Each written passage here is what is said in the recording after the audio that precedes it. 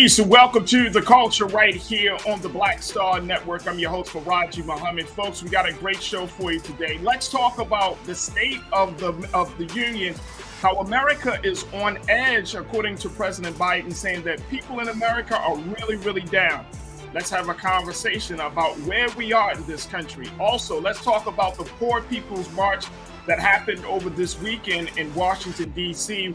We're going to be checking with some of the digital organizers of the march to discuss what are the next steps as we're calling for a moral revival in America. Later, let's talk about belief in God. There is a new USA Today poll that came out to say American adults are losing faith in God. We're going to check in with one pastor to give us some insight as to how this is happening and what needs to change. And then later, guess what, folks? Beyonce is coming. Yes, she is. We'll have the conversation. So stay with us. A whole lot is happening on today's edition of The Culture right here on the Black Star Network. Let's go.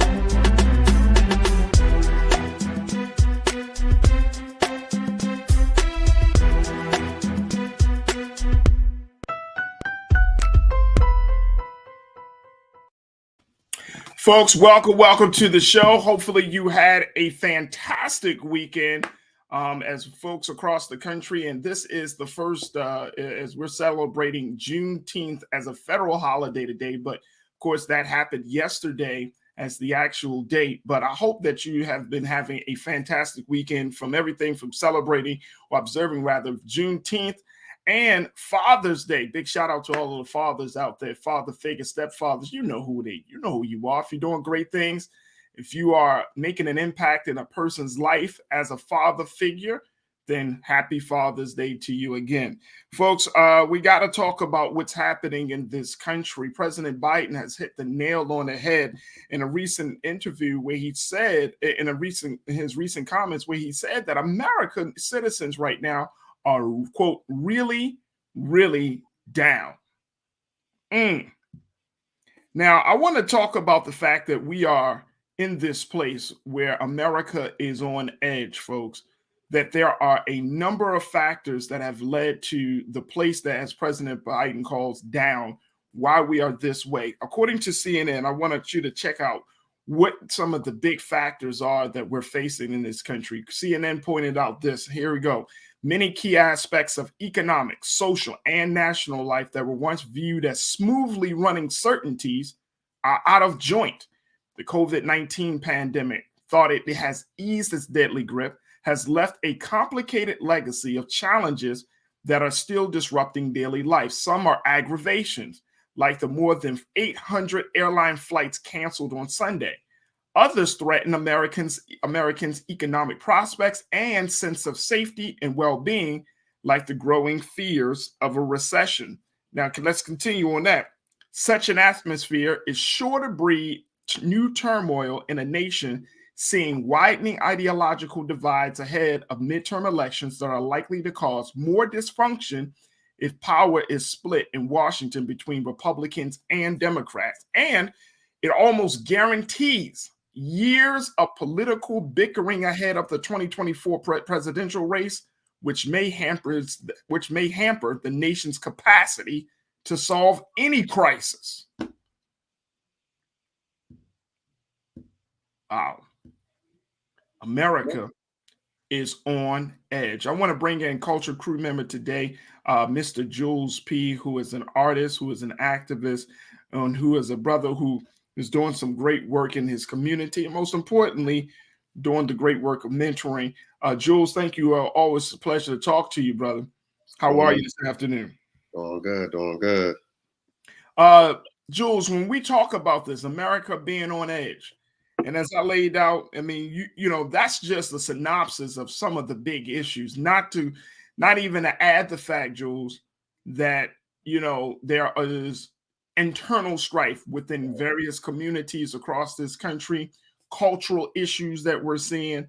I mean, these are just the big ticket items, and just the sense that, you know what, I just don't like people. I don't like to be around people. I don't like how people think. Let's not talk about the fact of the impact of technology and social media and how it has shaped the world that we're in and how we see the world. America's on edge, Jules. What's your take on it, bro? I definitely want to pick up off that last point of the statement that you read, because it's like, the problem that I see is going to be the bickering again between the two parties. That's why I feel like a lot of Americans are on edge, because I feel like there's never going to be a resolution, because one side is going to say one thing in Republican, one side is going to say another thing in Democrat, and it's like it's like a constant argument. So whoever has the idea to fix the problem, this side is going to refute that. And when they have the idea to fix the problem, this side is going to refute that. So it's like we're going to constantly be in this turmoil where nobody's going to come to an agreement on how to fix things. To elaborate more on the different points, I mean, just look at it. Like, we live in this regular day society. Going to the grocery stores is different. Going to the malls are different. I mean, it's no stores in the mall. If you go in the mall, it's like the malls are empty because all the stores couldn't handle the pandemic. The pandemic really crushed a lot of business. Right. And then that wears, again, that the new term everybody wants to use, start from 2020 or 2019, 2020, is like the mental health. Well, that's a thing now, because now people are losing jobs, people have lost jobs, people can't support their families how they used to. So now that changes the consumer, that changes how corporations market business. And it's like now, grocery stores, like, they're not getting products in that you used to be able to get on a regular basis, a consistent basis. Back when the pandemic first happened, remember, we couldn't even get paper towels or toilet paper or Lysol. Like, it just was so much going on at one time. And that was like, well, is this going to be the new America? I mean, literally, that's what has changed. Is like, all right, this is now the new normal. And then it's like, now we get to a point where we're accepting it, but we're not happy with it, if that makes sense. No, that makes a lot of sense. So it's like, that's literally the state that we're at right now. And then, as a side, I mean, Joe Biden, we talk about it, man. We know the president. We know the president is struggling right now, to say the least. Struggling. He couldn't even ride a bike. He couldn't come to a stop on a bike. He fell right off. And you know what, man? And I hope they say he didn't sustain any serious injuries. I fell off bikes before. Man, so, I get it, but it's like, when I seen it, like, because I got the CNN sent the headline. So, again, like you say, technology. It came to my phone. So it said Joe Biden falls off a bike. I'm like, oh man, like, I'm like, dang, like, not the president. Like, you good? Then when I seen the video, I'm like, he came to a complete stop and then tipped over. I'm like, that's America right now. Enough is enough. Coming to a complete stop and then tip it over. Like, that's we reached America our right now, Jules. Yeah, we reached our point and we can't take it no more. That's America. See, that's what. Hey, Keenan, let's throw that quote back up on the screen for me, please, bro. Because I want people to see that. Look at all these issues, but this is the problem. Let's go to the next one, King. Look at this is the last part of this. Thank you. Listen to what CNN is saying. It almost guarantees years of political bickering ahead of this race, this is the part that gets me, Jules, which may hamper the nation's capacity to solve any crisis. Right.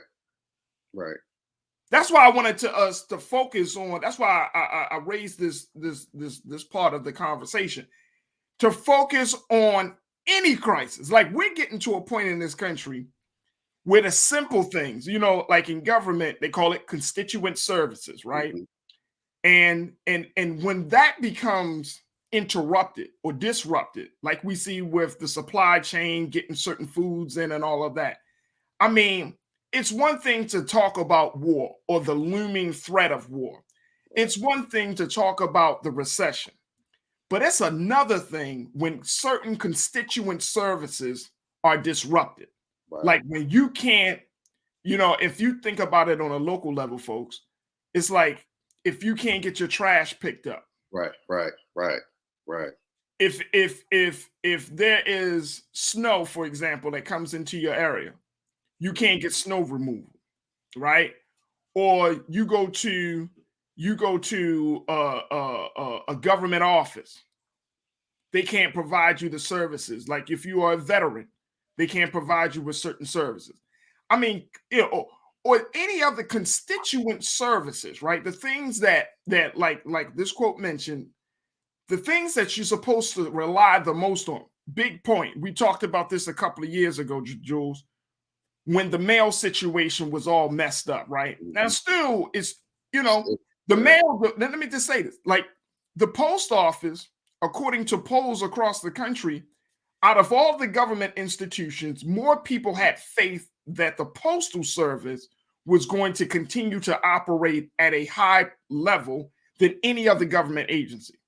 90% of the people, the American people, had faith in the post office and its ability to do its job. When things start to fall apart, those constituent services, when those things that we often rely on, when they start to fall apart, then it's just a reminder that this place that we're in, the edge that we are on, is here. Right. And that's the thing. Like when you can't, I understood when the pandemic happened, when it first happened, you couldn't get certain supplies. Now we're 2.5 years in. You still can't get it.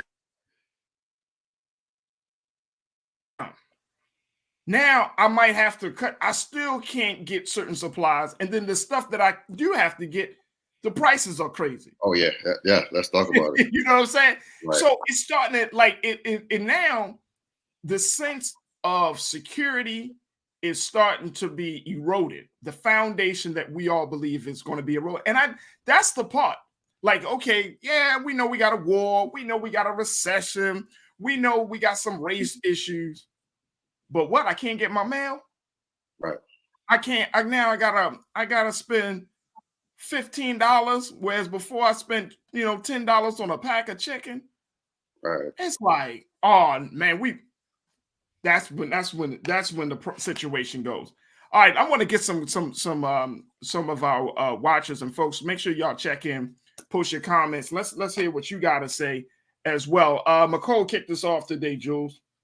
McCole, it's always good to hear from you. McCole said, America is on edge. The combination of the pandemic, COVID-19 pandemic, continuous racism, facts, health disparities, right, mass shootings and random violence, people are fearful. Right. Yeah. And guess what? Fear makes you do things out of a space of irrational, right? You know what I mean? Now when you're afraid, you're going to start acting more irrational than when you are not afraid. And that just adds to the edge. Jules, what's your take, bro? When you're fearful, and this is not even, let's not even talk about, I want to bring up guns, but it's the term trigger happy. And that's not even just talking about using a weapon. That's just talking about life. You make irrational decisions out of fear because now you're trigger happy, because now you're on edge and you're ready to jump and do whatever to try to get out of that space of fear. And that causes you to make even worse decisions. That's daily, day in, day out operations. That's what your job, that's what your home, that's what your kids, that's what anything. You just act off of what the fear is and you're jumping now instead of sitting down, logically explaining, logically reasoning, and then acting on. So, I mean, that was a great point. I mean, the fear part, I think, is what America is really dealing with. And then, like I said, and that's not even bringing up the violence. Like we talked about that for the past couple of shows. It's just the mass shootings. I mean, it was another shooting last night at the Mochella Festival in DC. It's something everywhere. It's just getting out of control. Absolutely. All right, Nisa 1971 checked in. Nisa, good to hear from you too, sis. Nisa agreed with McCole and said yes, and it's the refusal of white citizens in society to realize that what affects disadvantaged communities affect them too eventually, and now those chickens are coming home to roost. Yeah. I mean, the reality is, right, that and here's the other part of it. I think that we need to note. Culturally, we have always been taught and conditioned to believe that if you have a certain amount of money, if you live in a certain neighborhood, that you would, and I know it doesn't sound rational, but we've been taught that if you have a certain amount of money, if you live in a certain neighborhood, if you work at a certain job, that you will be quote unquote immune to any type of issue, right? Regardless of what city you in. Oh, I live in this neighborhood. We don't get crime. Oh, I do this. This is my job. So I don't understand, I don't experience poverty. But now it's all of those isms poverty or materialism, racism, sexism, a dysfunctional nationalism, all of those things are seeping into every element, every profession, every neighborhood, every corner of our lives, that now we're all forced to have to deal with this. Right. You gotta, you and I and everyone else in this country on, as we have this show, we all are going to have to face the ugly side of injustice and racism and materialism. And we're going to all have to face that. We're going to have to face it. Like, there's no neighborhood that is so safe that you're not going to face something. Right. No car that is so smooth or so we're all going to have to face it. Right. And that's a hard reality check when in your head and all throughout our lives we've been said you won't have to face it because this is what you do, who you are, how much money you bring in. I don't care if you're LeBron James. You can't ride through LA and close your eyes and say, I don't see the disparity. Right. You know what I mean? You can't do it. Oh, I'm a doctor. I don't see a broken healthcare system. You can't do it. Right. You can't do it. Let's go back to our comments. Let's go to Belinda. Belinda, it's good to check in with you, sis. Belinda checks in and said, look, Biden showed he's not balanced in life or at work. Our well-being depends on him not riding those damn Republicans out. I like how you did that, Belinda. I like how she did that. I like how she did that. She just made that analogy. Hey, see the Biden might have too much. Hey, Joe, Biden got too much faith, man. I'm serious. And maybe it's just because of me. And you can correct me, bro. I don't know if you're at this place, but maybe it's just me. As I get older, they always attribute Maya Angelou with that saying that if a person is show you who they are, believe them. Mm-hmm. After a while, you start to be like, Dr. Angelou was on to something. Right. Because I can't see your intentions until they express through actions. And if your actions show that they're against my interest, then I have to believe your intention is against my interest. You can't be like, oh, I made good intentions and I'm going to hurt you. And then expect me to be like, no, that's cool. You hurt me. But your intentions was like, your intentions lead to your actions. So if somebody show you who they are, you got to believe them. If the Republicans are saying, no, the intention is to save America, but everything you're doing is disempowering to the citizens of America, I got to go with your actions, bro. I can't, your well-intentioned, your good intention, I can't bank on that. I can only bank on your policies. I can only bank on what I see you do. Right. Is that crazy? No, but I have a question. Yeah, and focusing on your point and focusing on her comment. Is Biden overwhelmed? Are we not talking about that enough? Is he overwhelmed? Yeah, it's 2 years into his term. We're seeing all the problems that he's trying to recover from the previous administration, then all the new problems that's going on in this current administration, and then the fact of his age and his health. Trying to do this. Is he overwhelmed? Are we looking at a president that is just, he ain't saying it, but we see he's a regular American living in a time where this is too much at one time. He's living in fear. He's overwhelmed. He can't deal with it. Hey, Jules. And he's not saying it. Jules, that's why you my guy, man. I think we gotta say what it is. Anybody in that seat, in this moment, in this day and time, would have to say, "Oh, this is too much." Right. I mean, look, And maybe that's the problem. Maybe that's the issue. The real issue is we expect Biden to be Superman, or some of us, not all of us, of course, right? We expect any political leader to be Superman or Superwoman, and then we're like, when they don't meet that expectation, we get disappointed. Why can't you? I mean, think about it.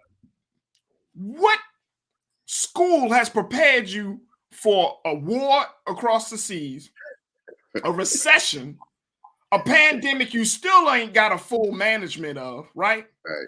Racial issues that the country has yet to fully address, right? So they're leaving it. And then your administration is always going back and forth. You got these Republicans, you got these Democrats. Like, there's no school that has prepared you for that. Right. There's no, like you could be like, well, I've been in public service for 40 years. That may give you some experience or some know-how. But if there, in every president, there's nothing that has prepared you for the, like you said, bro, the onslaught of crisis. It's like crisis after crisis after crisis after crisis. And we gotta, as I think part of the issue is, as Americans, as citizens of this country, we have to say this, we have to come to the point that we're like, you know what? It's unrealistic to expect this man to carry the weight of it all. We got to do something. As citizens, we got to do something. Yeah, because you're right, bro. I think we're overwhelmed. I think, again, going back to what CNN said, it all hampers our capacity to solve any crisis. Right. That's where we're at. Is it possible? Let me add to your question, bro, as we wrap up. Is it possible that the crises are above the capacity of the American government? Now is that possible? I think yes. Can the American government, as we have it at this moment, and as it stands, and based upon our current relationship with our government, can we truly expect the United States of America, the government of this great country, right? And I'm saying that, I'm being for real. Can we truly expect them to solve all of these problems on its own? Right. Without the help of people, of the citizens? Right. Man, that's a great, you know what?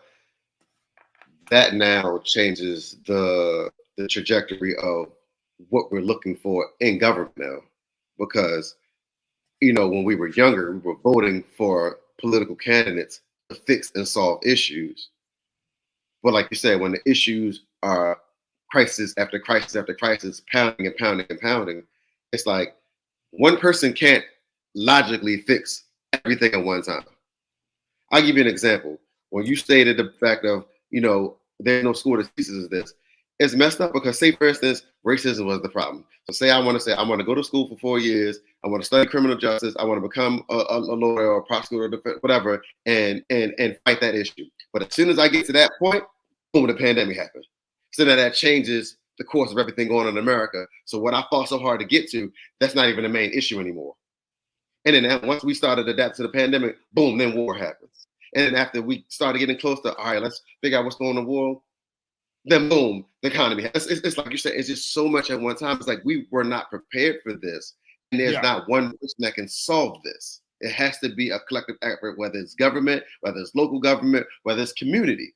It has to be some effort that's placed upon a certain group of people, a certain task, or a certain coalition of people that can deal with these type of issues where we have identifiers. Because I know governments have different, parties and committees that handle different issues in different sectors. But at the same sense, it's like, hey, that's where that needs to be a combined effort instead of always, at the end of the day, letting the president speak, because that's perception now that the president is solving the issues, not knowing behind the scenes there's different boards and coalitions and committees working on these same issues. Yep.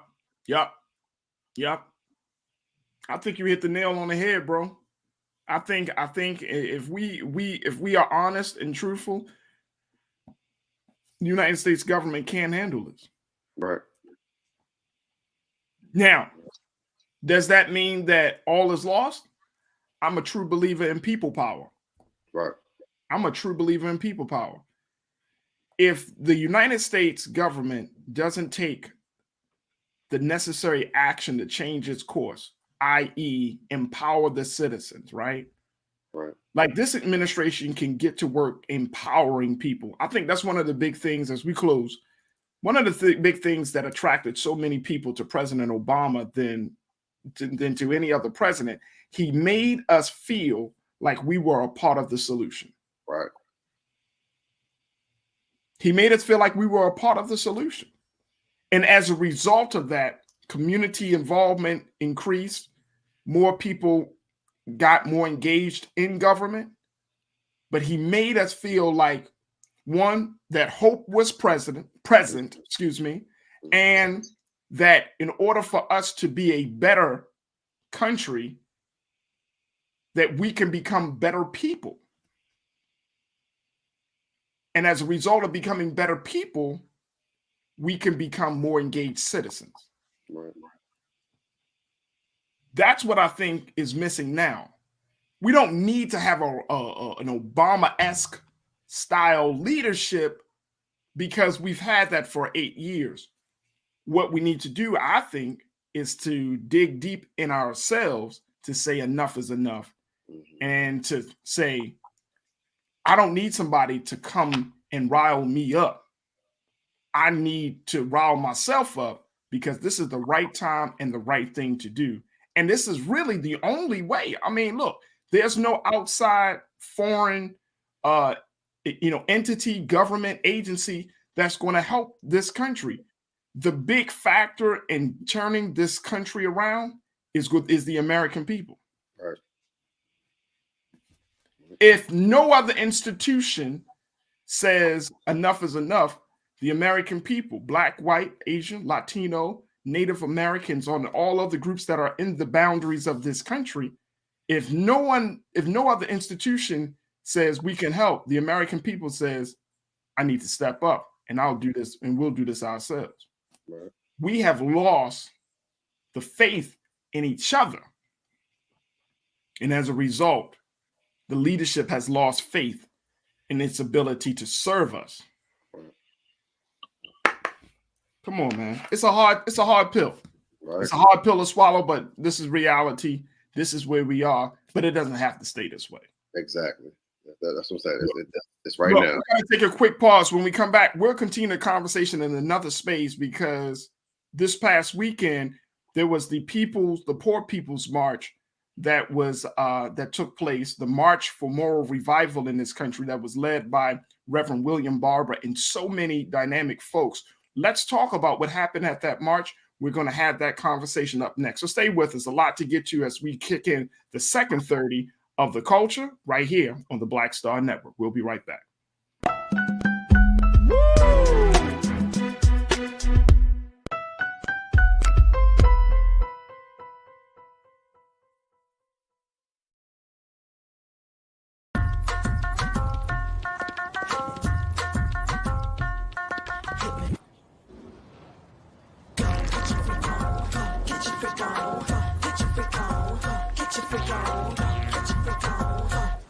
Verizon just gave us all a brand new iPhone 13. We've been customers for years. We got iPhone 13s too. Switched 2 minutes ago, literally right before this. iPhone 13 on us on any unlimited plan for every customer, with plans starting at just $35. All on the network more people rely on.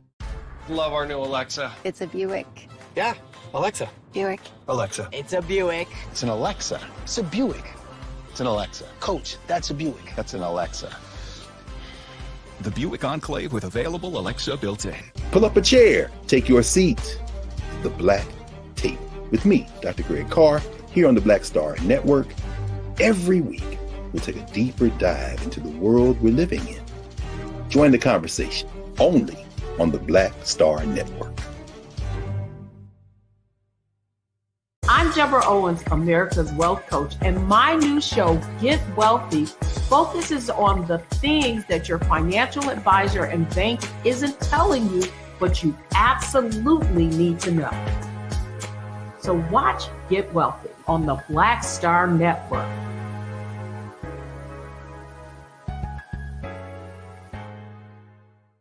Folks, Black Star Network is here.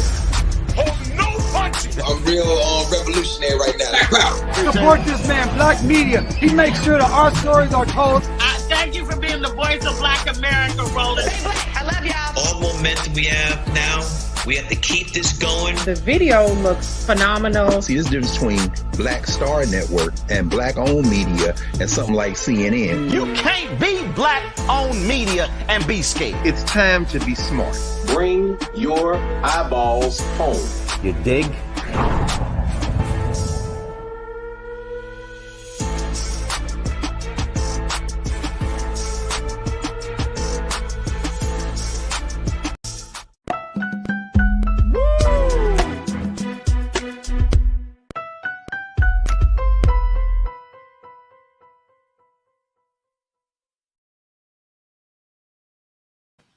Folks, welcome back. This weekend was a very, very powerful weekend, not just because of the observance of Juneteenth or Father's Day, but this was also the weekend that was chosen to serve as a call to action for the moral revival of the country. This call to action was led by a group of citizens, Black, white, Asian, Latinos, a cross-section of citizens that said enough is enough. It's time for us to speak out against the issues of poverty and racism, and time to call America to a place of moral revival. This was a great march that was led by Reverend William Barber. However, Reverend Barber wasn't the only one that was on the ground. There were young people across the country that had joined in this call. And we're happy to have a conversation with just a couple of the folks that helped to make that march on Washington a high success. We are joined now by Keyshawn Pearson, who serves as the National Digital Director for the Poor People's Campaign. And of course, we'll still have our conversation with our Culture Crew member, Jules P. Keyshawn, thank you so much for joining us. How are you today? I'm doing well. I'm still feeling elated from this weekend and being around so many great people all on one accord. I think there's something about the synergy and just having so many different people raising so many different flags in support of what their causes are, whether it's ecological devastation and climate groups, or it's union groups who want livable wages for employees across the country.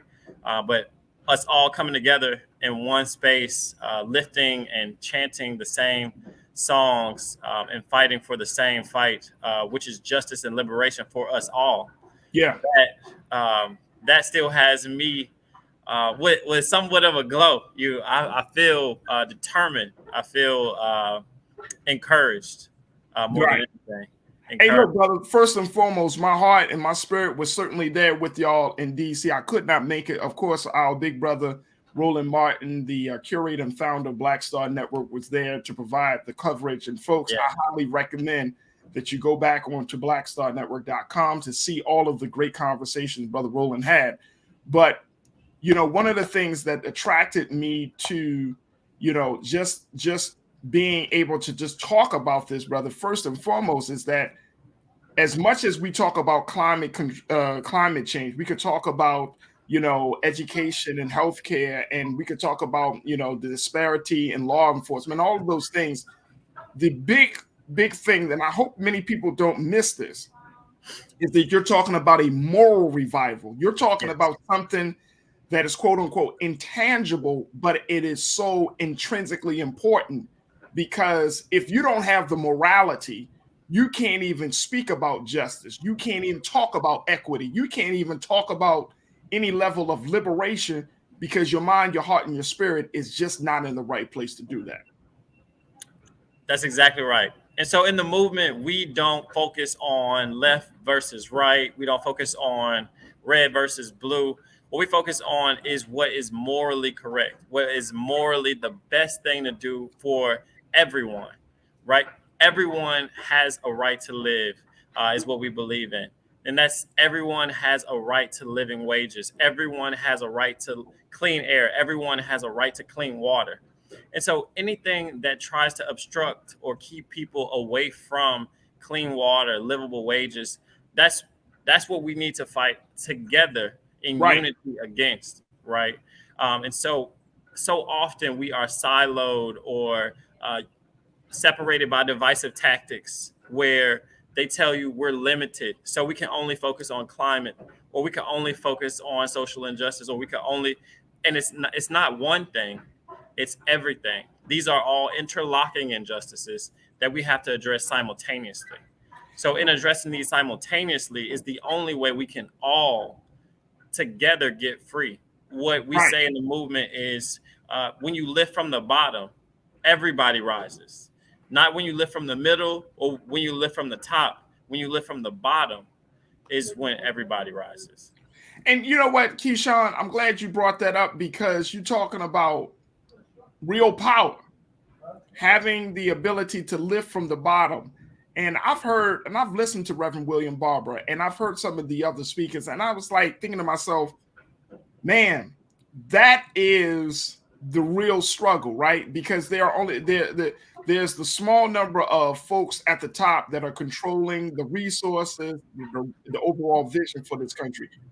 How do we start to lift from the bottom, especially when you're talking about a constituency in this country that, one, that may not care, or two, they don't see their own power, and three, may not be knowledgeable about the time that we're living in, the seriousness of the crises that we're facing. How do you start that lift? You start that lift by information.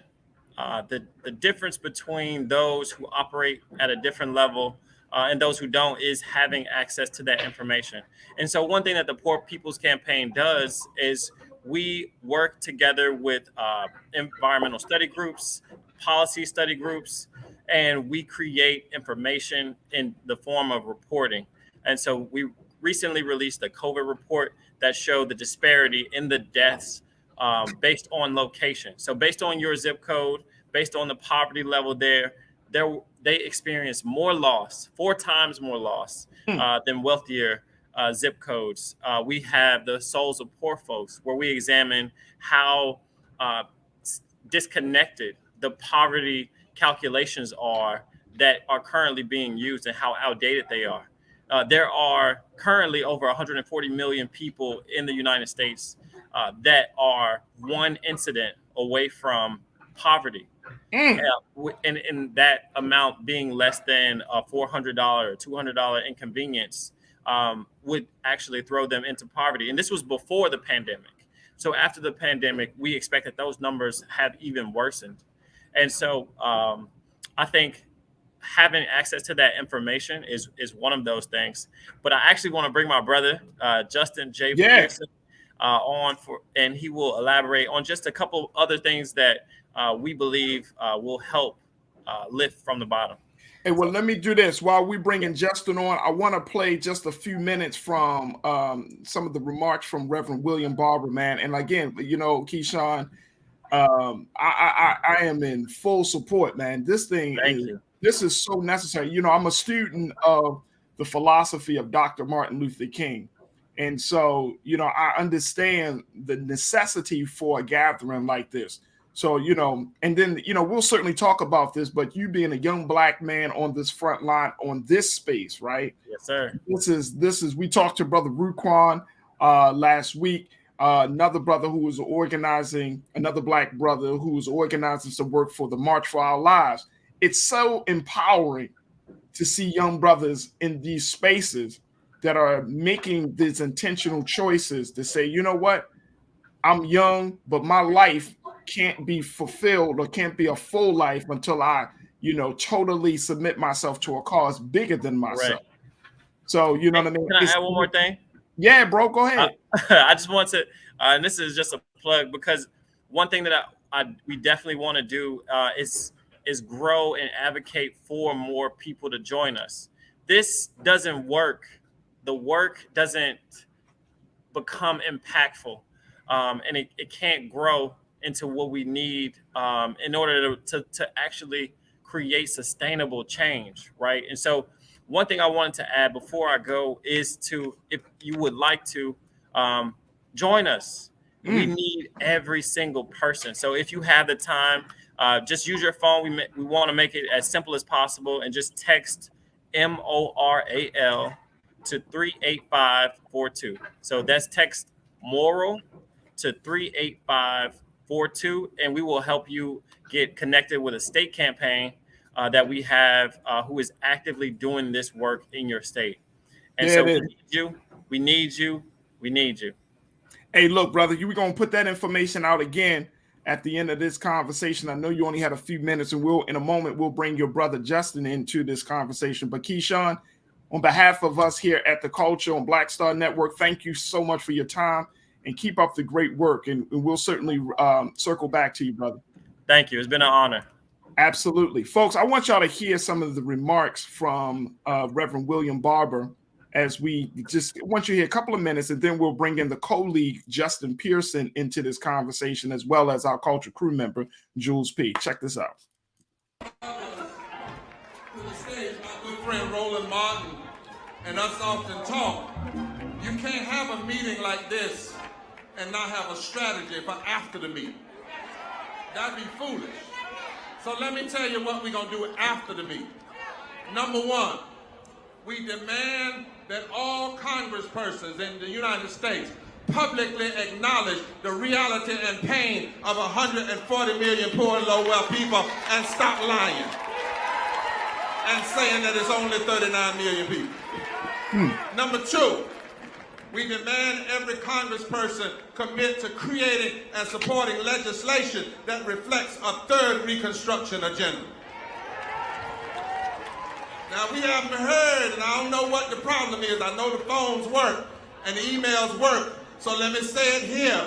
We demand, come on, Liz, we demand a White House Poverty Summit with President Biden to allow this administration to meet with a delegation of poor and low-wealth people, religious leaders, and economists now.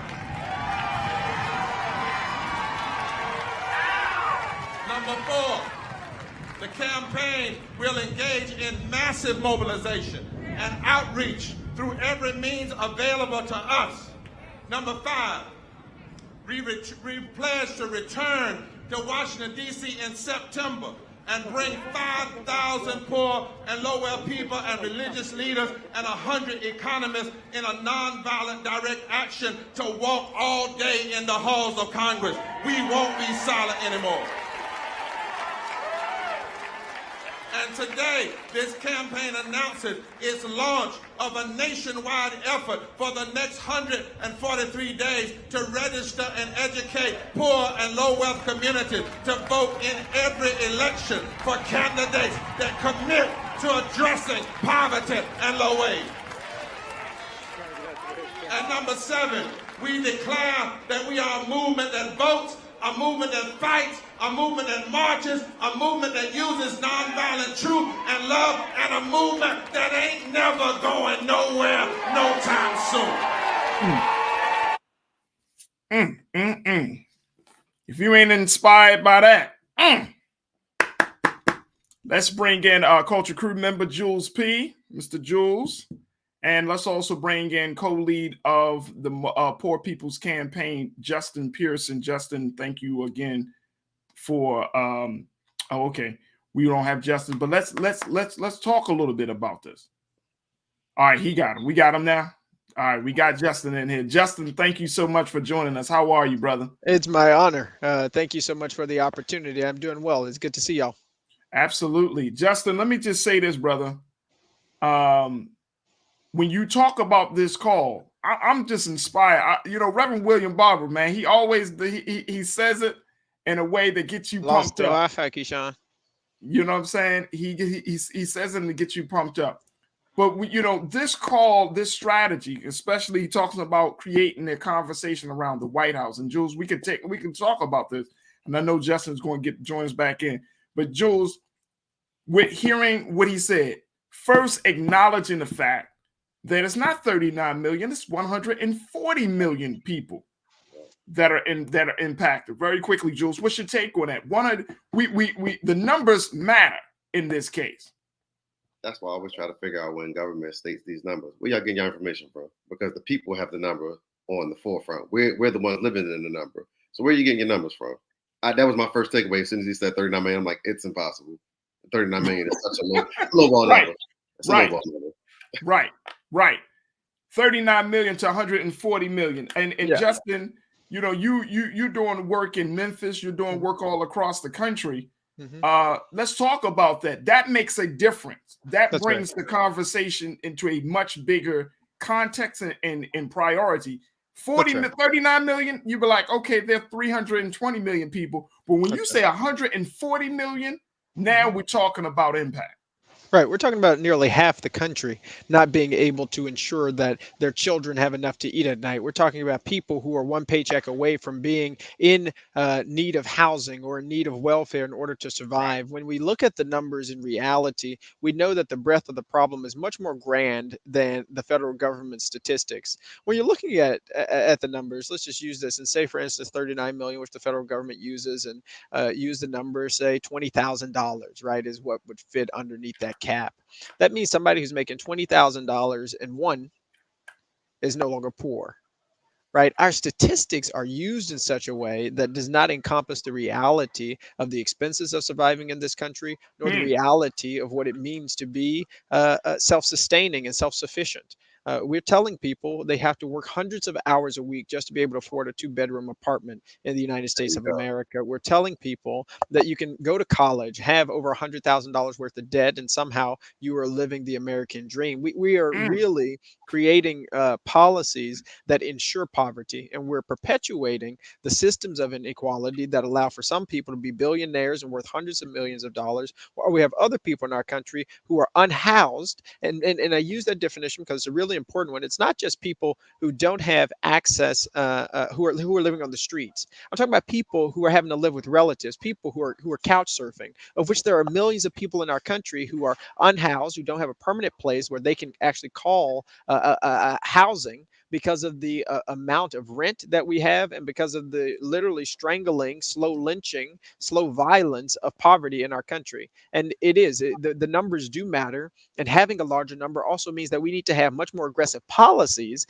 that address the issues. It's so easy for folks to talk about having hundreds of billions of dollars going to war, and yet once we start talking about how do we get billions of dollars going to solve the issues of poverty, of economic inequality, of ending systemic racism within our systems, then people are like, well, how much is it going to cost? We have to reframe our paradigm in this country about what do we want to live in, and is that a society of a beloved community, or is it one that prefers war and prefers the profiting off of the exploitation of people economically through this capitalistic system? And one of the big things, Justin, that comes to my mind is that before we even can talk about policy, before we even can talk about, you know, the allocating money anywhere, there has to be an admission by the United States government. There has to be an admission by the political leadership. There has to be an admission by the people, the American people, that this system has intentionally forgot the poor. This system, even though the system is built on the backs of the poor of this country, that this system traditionally and historically don't care about the poor. And I feel like if President Biden, and I don't know if he's going to do this, Justin, so, you know what I mean, we're going to just walk down the lane of hypotheticals here, right? If President Biden said, you know what, we don't care about the poor in this country, and start the conversation around poverty with the real number of 140. I just looked it up. The census said that the 2020 census said that there are 331 million people in this country. So if you think about that, and I saw your quote, your post, Brother King Lee, talking about 330 to 350. Yeah, like if you think about that, we're in trouble. You could not possibly have a country that can sustain itself and be able to have the capacity to solve all these crises if nearly half of the country is one incident, as your brother said, one incident away from poverty. How is that going to happen? There has to be an admission. there has to be some real soul searching that this country needs to do, and the American people have to do. What type of hope or faith do we have that will possibly happen? You're spot on in your thinking here. There has to be a period of reflection, right, that acknowledges the gravity of the problem and how we got here, right, before you have a true spirit of repentance.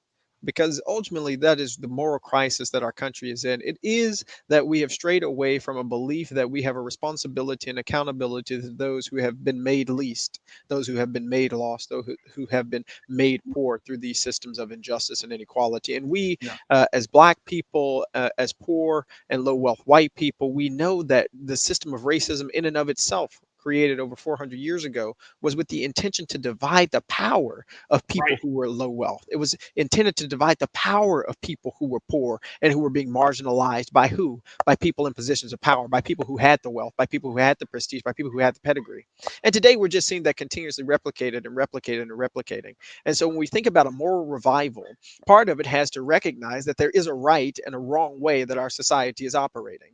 That there is a right and there is a wrong. And we know that it is wrong that people are choosing whether or not they're going to have housing or medical care. It is wrong that in Lowndes County, Alabama, and across the country, people can't flush their toilet and know that it's going into a septic tank. Instead, it's going out into sewage ponds and out into people's front yards. We know that's wrong today in the United States, that this is happening. We know that it's wrong that schools are more segregated today than they were in the 1960s, and that we have fewer voting rights today than we did in the 1960s after the Voting Rights Act passed. We know that there is a right and a wrong, but until we reach this point, and that is part of the call of the Poor People's Campaign and the movement for justice that we're all a part of at this moment in American history, is to say that we have to take stake of where we are.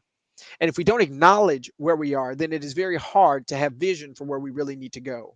And a prophetic vision requires us to reflect, right? And you all may know this, but the African tradition, there's a very important term, and it comes with an image called Sankofa, right? Like you have to turn back in order to know where you're going. And we have to turn back.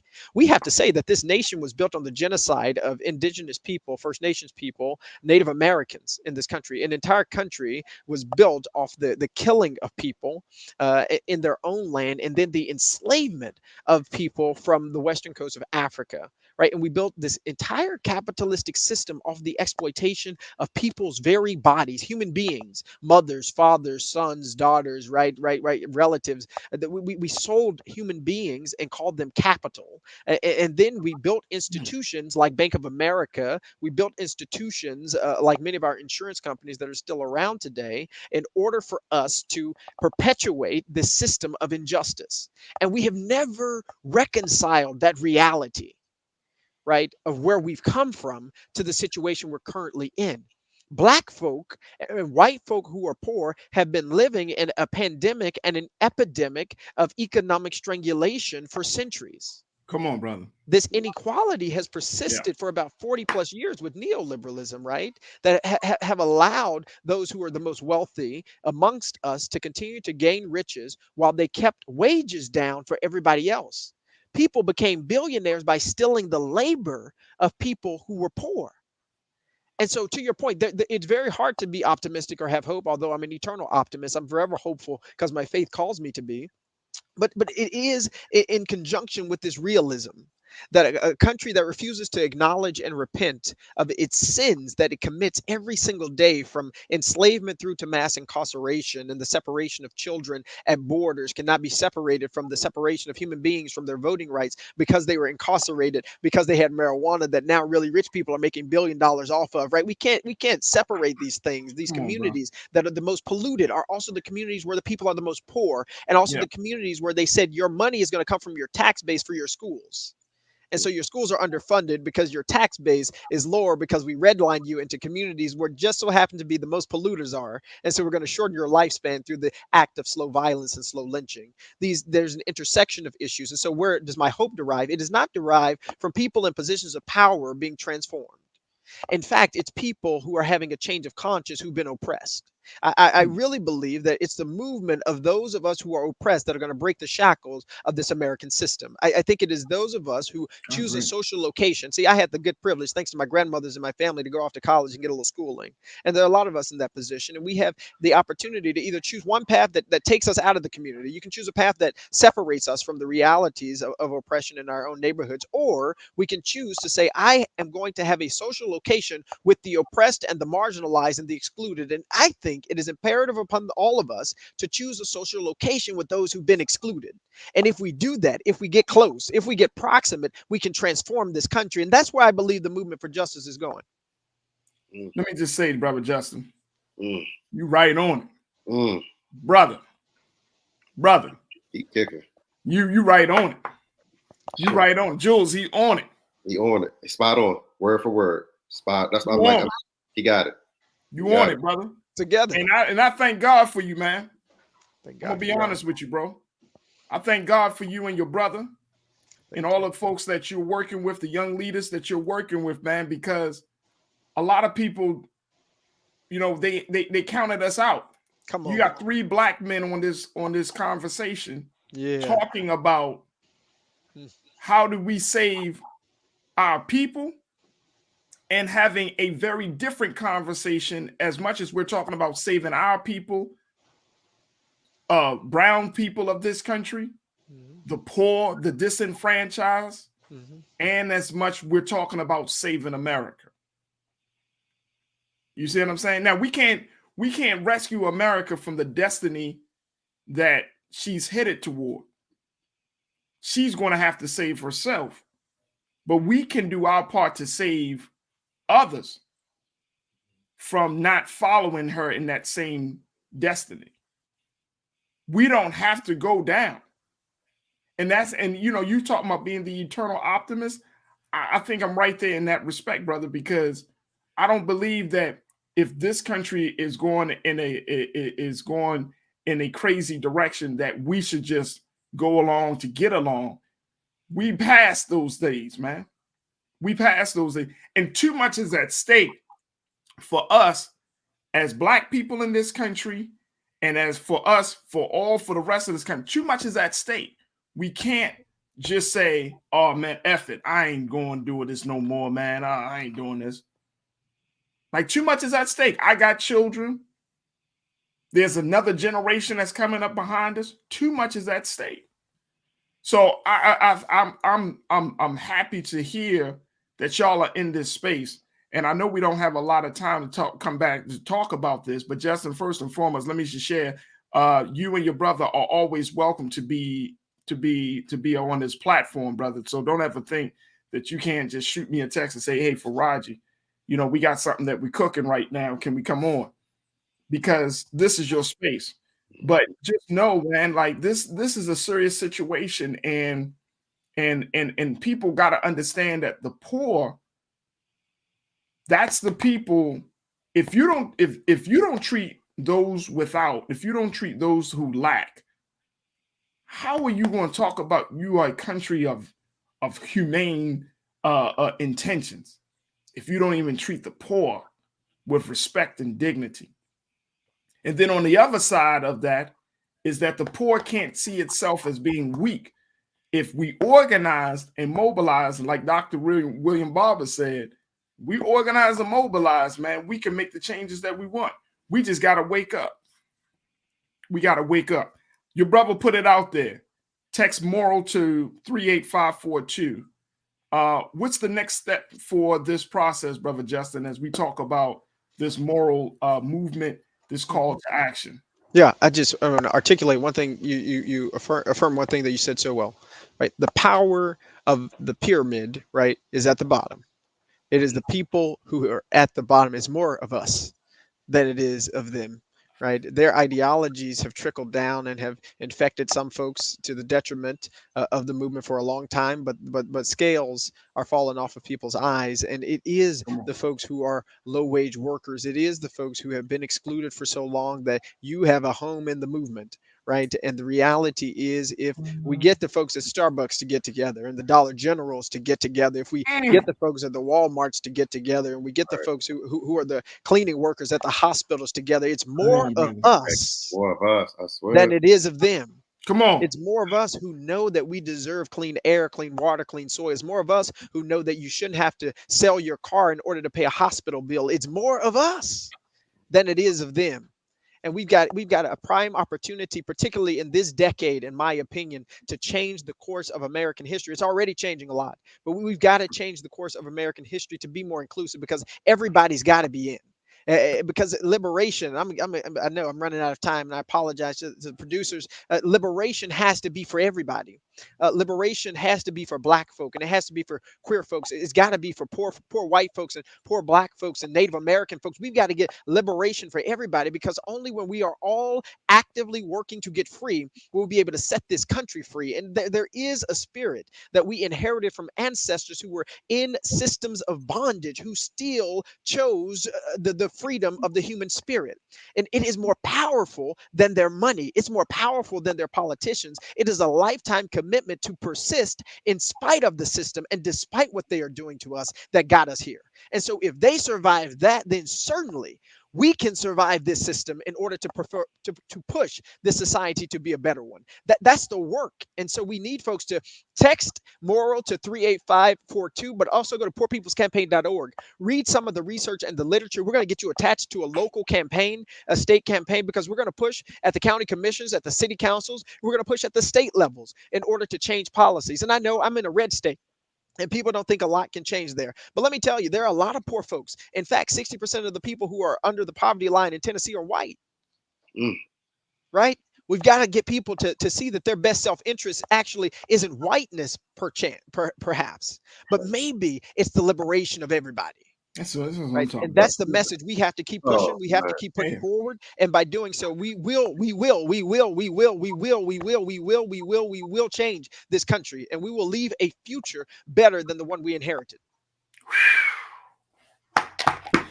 Hey, King Keenan, let's pull up the website very quickly, bro. poorpeoplescampaign.com. Look, folks, I don't know about you, Jules. I'm inspired. Yeah. I'm inspired, bro. Justin Pearson, co-lead of the Poor People's Campaign. So many people have been checking in, Justin, and I'm just happy to hear from you and from your brother Keyshawn. And both honored. More importantly, bro, you know, you got allies, you got supporters on this side. Black Star Network, yours truly, my man Jules P. Take a look at this, folks. Here's the website right now: Poor People's Campaign, Poor People's and Low Wage Workers Assembly. Great march on Washington. Got my man Keyshawn back in there. There you go. Some of the mobilizing partners, folks. But just go to the website, and I highly, highly encourage you to text MORAL, MORAL, to 38542. This is a serious situation. 7 steps before the midterms. A lot of you that have checked into this show, y'all often say, well, what are we need to do? What's the agenda? What's the policy? How what's the next step? There you go. And we don't have to reinvent the wheel. You ain't got to look back 50 years. 50 years is to serve as a reminder and a point of reference and an inspiration. But we don't have to reinvent the wheel. The ancestors have already laid out the foundation on how we should move forward. The thing is, whether we have the political and the individual and the spirit to really do what we are compelled, what we need to do. Poorpeoplescampaign.org, text MORAL to 38542. Justin Pearson, Keyshawn Pearson, I thank you, brothers, both for your time with us today. We'll certainly be bringing you back on. Thank you so much, brother, and keep up the powerful work that you both are doing. There we go. There we go. Folks, we got to take a quick pause. When we come back, let's talk about America and faith. There is a new poll out that says that American adults have less faith in God. They don't believe in God. We'll be checking in with Pastor Dr. Cecil Gray to give us some insight as to why this is happening. And we got some other trends posts during the most and some other conversations. So stay with us. It's The Culture here on the Black Star Network. We'll be right back.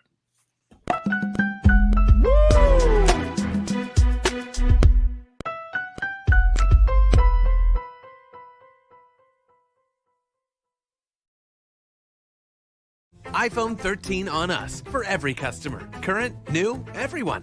To show the love. Don't you think it's time to get wealthy?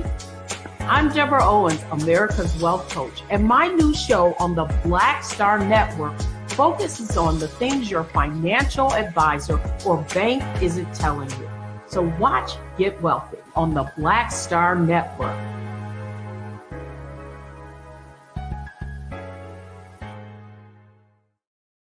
Hi, I'm Dr. Jackie Hood Martin, and I have a question for you. Ever feel as if your life is teetering and the weight and pressure of the world is consistently on your shoulders? Well, let me tell you, living a balanced life isn't easy. Join me each Tuesday on Black Star Network for A Balanced Life with Dr. Jackie.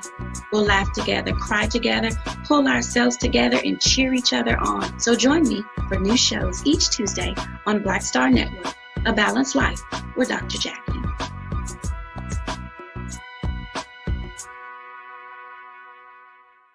Pull up a chair, take your seat. The Black Tape with me, Dr. Greg Carr, here on the Black Star Network. Every week, we'll take a deeper dive into the world we're living in. Join the conversation only on the Black Star Network. How about sushi? I just had sushi for lunch yesterday. How about tacos? Automatic emergency braking, one of 6 advanced safety features standard on every 2022 Chevy Equinox. Find new technology. Find new roads. Chevrolet.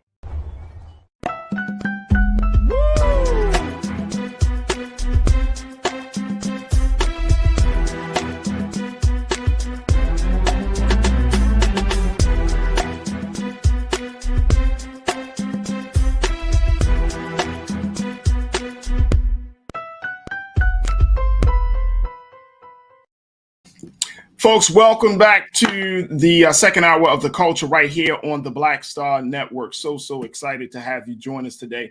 If you missed the first hour, make sure that you check it out. I'm telling you, the conversation's absolutely on fire. We first talked about America being on edge based upon the recent comments made by President Biden in his talking, saying Americans are really, really down right now. He couldn't have said it better. And that has led to a number of crises that we are facing and challenged by in this country. So we had a conversation about that. But we also have a very inspiring discussion with 2 powerful young Black leaders that are a part of the Poor People's March, the big march that happened over the weekend, that great march on Washington led by Reverend William Barber. And I highly recommend that you check out what Brother Justin and Brother Keyshawn Pearson, both of them had to say. 2 dynamic, these are biological brothers that are doing fantastic work in the area of social justice, climate change, and just essentially calling on the moral revival of America. So those conversations happened in the first hour. Make sure y'all check out that replay. All right, let's continue the discussion as I've been joined by Culture Crew member Jules P. I wanted to have a discussion about a new poll that came out, Jules, and I think we should be having Pastor Cecil Gray, Dr. Cecil Gray, joining us in a moment. But there was a new poll and I want to pull this up, folks, because I thought this was highly fascinating, given where we are in this country. There's a new poll that says that American adults believe less in God. Check this out. This is a poll that was released Friday by Gallup, shows that 81% of U.S. adults say they believe in God, which is down 6% percentage points from 2017. The poll also found that 17% of U.S. adults say they do not believe in God. Now, between the years of 1944 and 2011, over 90% of Americans said they believed in God, according to Gallup's long-running survey. Jules, I'm going to go to you, then we're going to go to the pastor. But Jules, what do you make of this? You are a spiritual young brother. You grew up in the church. You know what I mean? You have values. You have morals. And there's another part of this I want to throw up there. Keenan, let's throw up that second quote about young people. Y'all, check this out.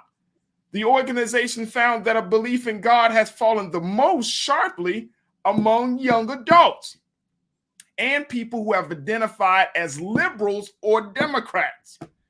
these groups had a drop of 10 or more percentage points when 2022 figures were compared with an average of the survey results from 2013 to 2017. Jules, are you surprised by this, brother?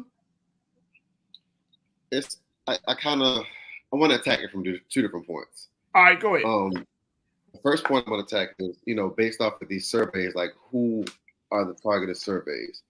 And the reason I ask that question is because, like you said, like me being faith-based and raised, majority of Black families have that grandmother, that grandfather who has been in the church, who instilled that into them. And so even though we might not go to church on a consistent basis, we still have that faith, that fear of God that's still within us. So it's like, looking at these different surveys, it's like, I want to go deeper dive into the demographics of the backgrounds of where they're getting the actual data and numbers from, because that's definitely a target that I want to focus on, because I do see the drop off in church. Now that could be, due to the pandemic, just cause people to just have a different perception. Also, technology, social media. I mean, you ask Google now for everything. So, and I tell people all the time, Google is not ran by us. So when you ask Google a question, it's not going to give you an answer that you're looking for related to us as well. When I say us, I mean Black people, just to be clear, so everybody knows in the audience. But, when we're asking Google for these faith-based questions or religious questions or moral questions, it's like we're not getting the answers that our grandparents and grandfathers have. I mean, our grandmother, grandfathers, our mothers and fathers have passed down to us, our aunts and uncles have passed down to us, that were the real original teachings. They didn't have social media back then.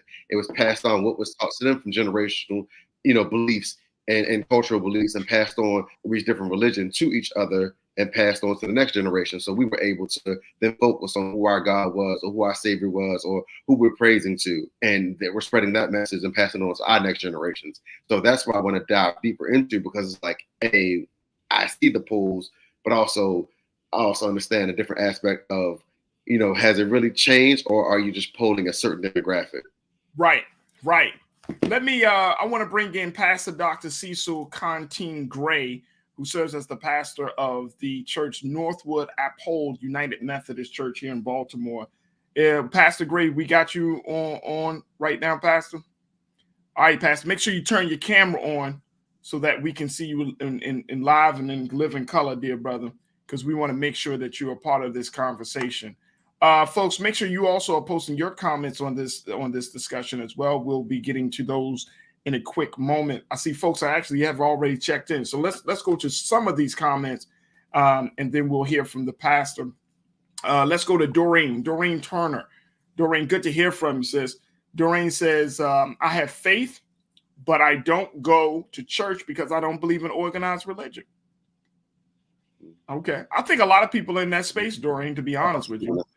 I think a lot of people are just tired of the organized religion, and people want something more authentic, Jules, something that fits them. And we can kind of go back and forth on what that means, because I understand why people are that way. As Jesus said that, those who came before me are a bunch of thieves and robbers. So that has dampened the people's view of faith leadership. You know what I mean? When we talk about that, especially within the Black community, we see the if the reverend drives up in a nice car, we automatically assume he's taking the church money, not knowing that he might actually have a job and that he pastors on a weekend. You know what I mean? Like, there's a lot of that perception and cultural issues that are present. So I understand that. But I think the other part of that, though, Jules, is the fact that we need organized religion. I remember, and I'm sure you heard this when going to church, you can come to God the way you are, but you can't stay that way. Mm-hmm.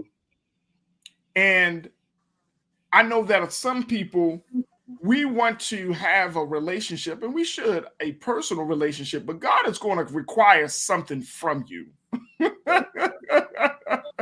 You can't, there we got the pastor on. God is going to require something from you.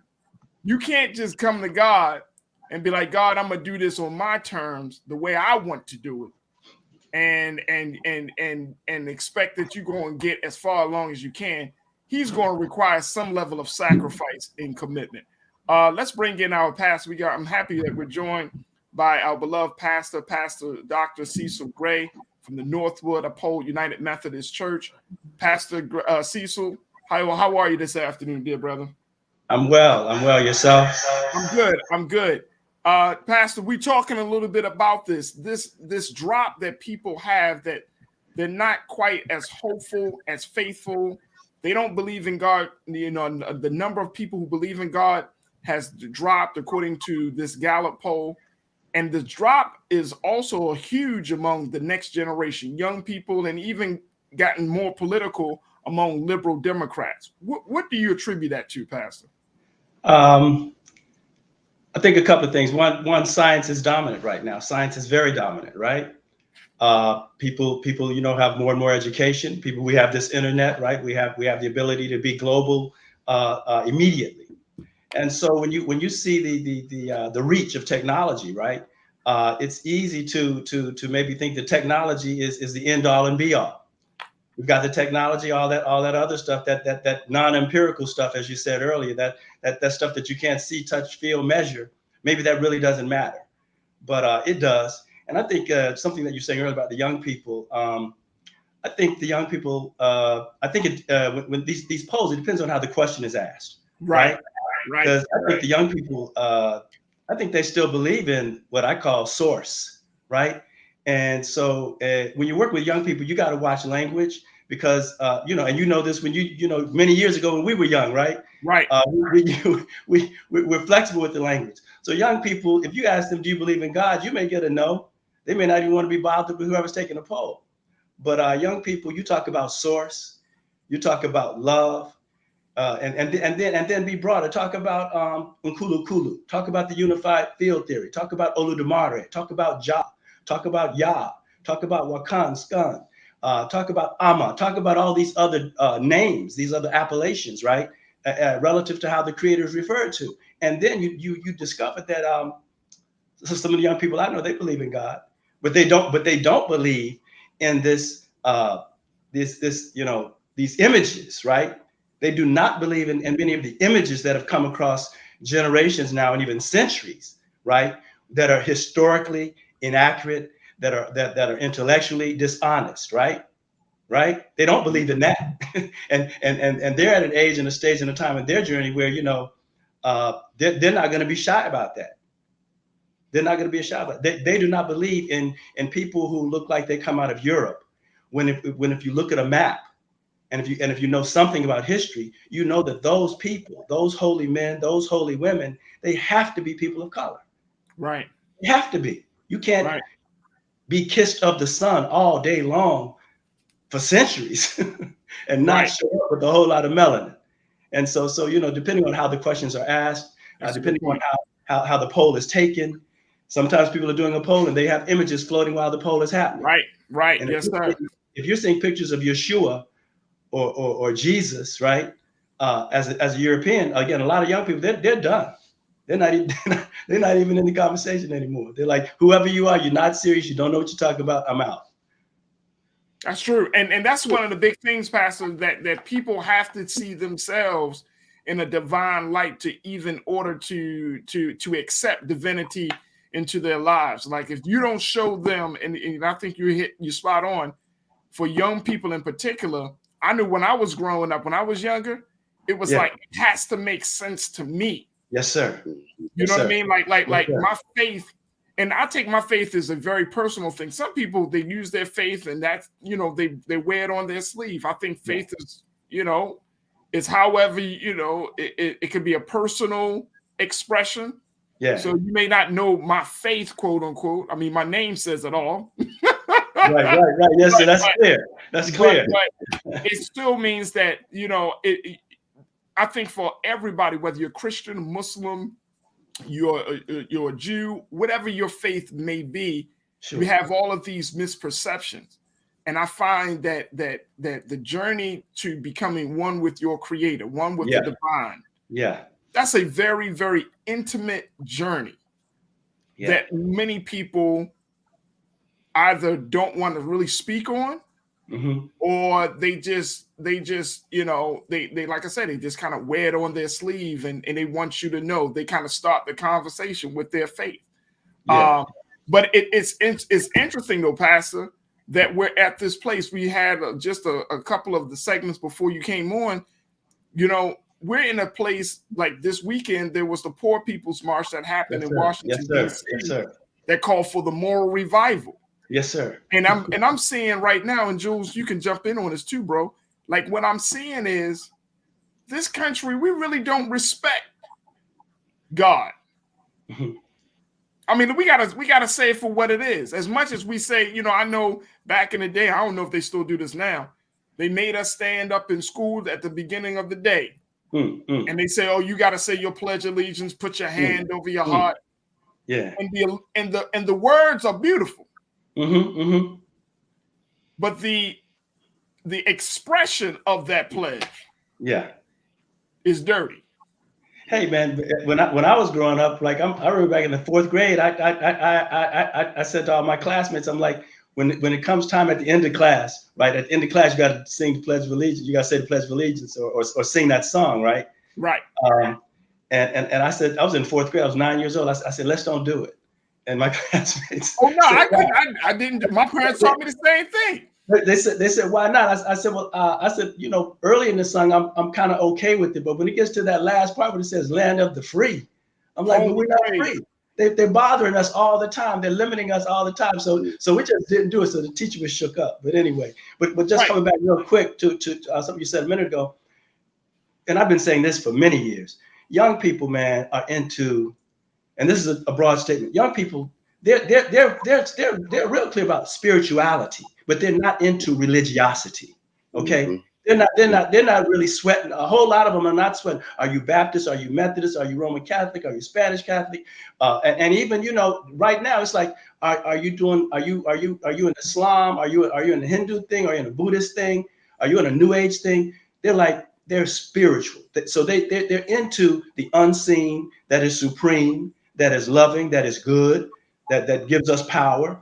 But they're not necessarily really interested in attaching themselves to structures, right, that are defined. And you know what, Pastor, if you can, I want to put a quick pause because we got to take a quick break. Yes, but when we come back, I want you to share with us what are the pros and cons of being in that space. Okay, yes, sir. All right. You know, given the fact that we're also, like I said, we're in a country where conversations about morality is had on the outside, but the expression and the respect is not there for. And I love the question. I love to link that up. Yes, sir. I appreciate sir. Absolutely. So, folks, we got to take a quick pause. When we come back, more with Pastor Dr. Cecil Gray, more with Jules P., and more of this conversation about American adults and young people believing less in God. Share your comments, post your thoughts, and we'll get to those as well. Stay with us. It's The Culture right here on the Black Star Network. We'll be right back.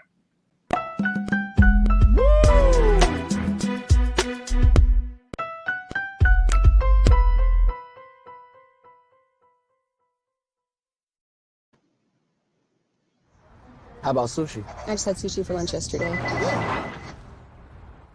How about tacos? Automatic emergency braking, one of 6 advanced safety features standard on every 2022 Chevy Equinox. Find new technology. Find new roads. Chevrolet. We're all impacted by the culture, whether we know it or not. From politics to music and entertainment, it's a huge part of our lives, and we're going to talk about it every day right here on The Culture with me, Farajii Muhammad, only on the Black Star Network.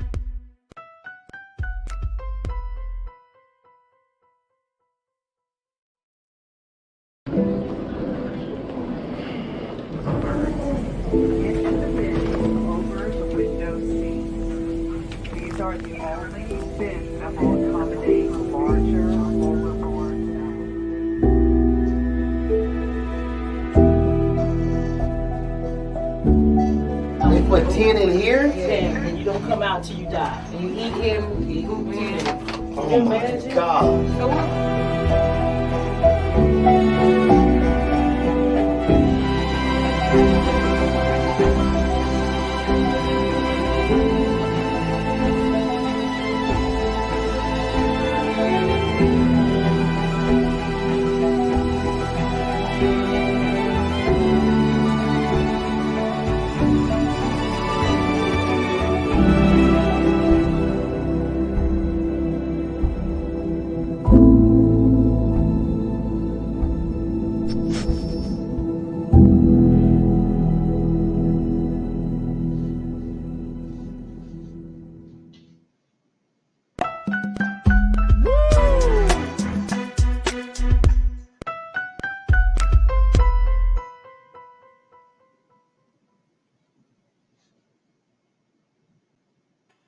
Folks, we have been talking about America and faith, as the new Gallup poll has shown that American adults and young people have lost faith in God, saying that they believe less, even though a number of them also said that their more spiritual, organized religion seems to be on the chopping block. Talking about this, and we've been joined by Dr. Cecil, Pastor Dr. Cecil Gray, who serves as the pastor for the Northwood Uphold United Methodist Church, and we also are talking to Culture Crew member Jules P. I want to get back to the conversation, but I don't want to miss out on some of the insight that our audience, our watchers are sharing on our platform. So I want to just share just a couple of those comments as folks have been checking in to share their thoughts about this. Davey Floater, Davey, good to hear from you, sir. Davey posted, look, I'm surprised it ain't lower than 81%. Yeah, 81%, folks. And you're talking about the number of U.S. adults who believed in God has dropped. So it's down 81%, 7%. It used to be close to, it was around 90% a few years ago. Now it's down to 80%. And folks are worried about this. The church and faith institutions across this country should really be trying to figure out how to make God more relatable. Rashida said, you can go to online church. They're very good ones to watch. And I think to your point, Jules, you talked about, watching those churches, having those church services and connecting with a faith institution, your church, through technology. You know what I mean? Using the technology, and especially because of COVID, that's changed everything. So Rashida, I agree with you. You just got to find the one that speaks the message that is going to edify you. And I think that's one of the big challenges. Doreen checked in and says, please don't believe all of these Gallup polls because they are not really true. They may not be, but I think it's interesting. I do think that it is interesting because I don't know about you, brothers, but I'm not the country, the way the country is, Jules, I don't see a lot of people running like, back in the day, Sundays, things used to be shut down. People used to, it used to be a time where, you go to the mosque, you go to the church, you go to your house of worship, and you could feel like less people on the road. Nobody was going shopping until after a certain period of time. Now Sundays don't feel the same. They don't feel the same. So I don't know. Like I'm more inclined, Doreen, to believe that people are just not going to church. And when you talk to people, I think this is the biggest indicator for me, Jules and Pastor. When you talk to people, the conversation is less about God. And it doesn't always have to be like, you every other word, God. But I'm talking about even when we're having conversations about the state of affairs in this country, when we're talking about issues, the element of bringing God into the conversation is often not brought up. Jules, what's your take on that, bro? So my take is here's the point I want to tie together, especially, and I want to definitely talk to Pastor as well, because when we look at the state of this country and we talk about everything that's been going on, and we base everything off of like these mass shootings and everything that's just happened over the last, let's say 2-3 years, well, we'll say 6 years, and we talk about the Constitution was written way back when. So then let's tie that same correlation to our religion and our faith. A lot of our books, our Bibles, what we use to read our word and our literature was written a long time ago. So how does the correlation now in 2022 get the young people who are living in this time and age, seeing what's going on in these spaces of world, mass shootings, war, poverty, economic decline? How do young people now use the faith that was passed down from their ancestors and from their grandparents and grandmothers and grandfathers and parents?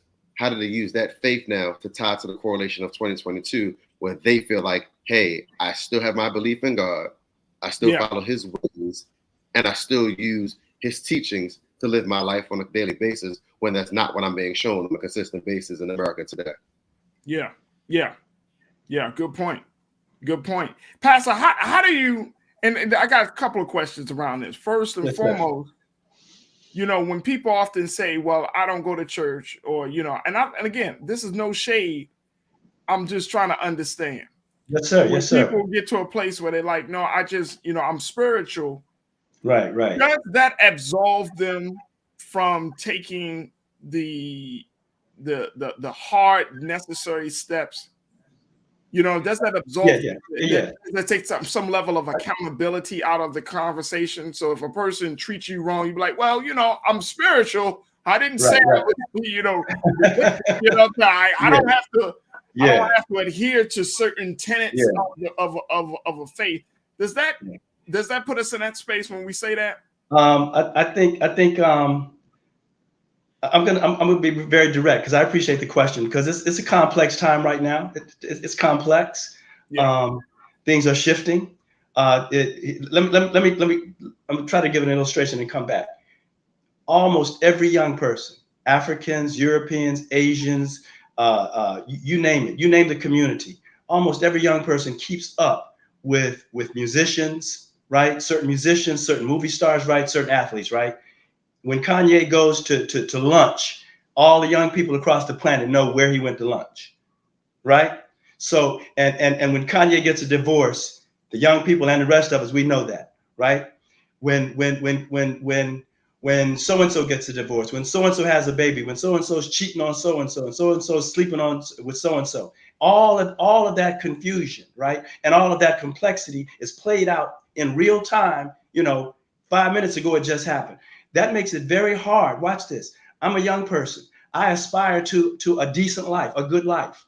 And what's put in front of them right now, I did a thing a few weeks ago. I said, so I said, is Kanye, Nipsey Hussle, and Tupac, are they prophets for a new day?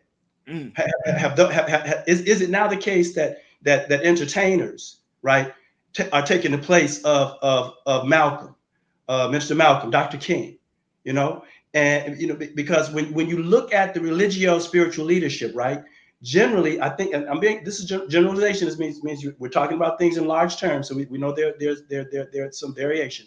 But right now, a lot of the spiritual leaders, their lives look just like everybody else's lives. And so it's very hard. Why should I go to church when the pastor is as far away from the teachings of the Quran, of the Bible, the Bhagavad Gita? If the spiritual facilitators, the spiritual servant leaders, if they're as far away from these tenets as the brother on the street who doesn't claim that, then what's the point? And so there's a thing on those of us who are understood as pastors, imams, babalaos, rabbis, leaders in the temple. We got to think about how we live in. It's always been so. Part of why people, and I'm gonna stay with me. Part of why people loved Malcolm, and part of why people didn't know what to do with Malcolm, because when he had this experience that he had with the divine, with Allah, something happened. Right. And there was an undeniable transformation. Right. And here's what you can do. You can lie on somebody that's living right. You can lie on them, but you can't do nothing with them because they live right. Right. Okay. And when you live right, man, your friends, you find out you have very few friends. You find out you have very few. When you're really by the help of the source, by the help of the divine, when you're not cheating, you're not tricking, you're not embezzling, you're not out hustling, you're not killing nobody, you're not giving orders for somebody to get killed, you ain't drugging on the side, you ain't an alcoholic in the closet. You know, when your life really lines up with these teachings, i.e., watch this: love, treat everybody right, look out for widows and widowers, look out for children. Yeah. Dr. King used to say this. Dr. King used to say this. He said, "I don't know about the furniture in heaven." He's talking about gold streets. You know, you have gold streets. And you know, they have pearly gates and he's in mansions. Dr. King said, "I don't know about the furniture in heaven nor the temperature of hell." Because you going to hell, you're going to burn in hellfire, you're going to burn up forever. Dr. King said, I don't know about the furniture of heaven, nor the temperature of hell. But this is what I do know about. Somebody needs a new pair of shoes. Somebody needs decent housing. Somebody needs a real job. Somebody needs an education that's going to prepare them for this century as it is and as it's coming. Okay. And so when that's happening, when that's the case, when you're teaching and you're preaching is relevant, and when you're living it is good. And if you're living good, don't be condescending. Don't be haughty. Don't play this puritanical, pristine, think like I'm so good. If the Creator is merciful to let you be able to lay down at night in peace and wake up in the morning in peace and strength, and you didn't have to do a drug, you didn't have to do a joint. If that happens for you, then walk with humility, because it ain't you, Doc. It ain't you. If life is good, if your living lines up with the teachings, that ain't you.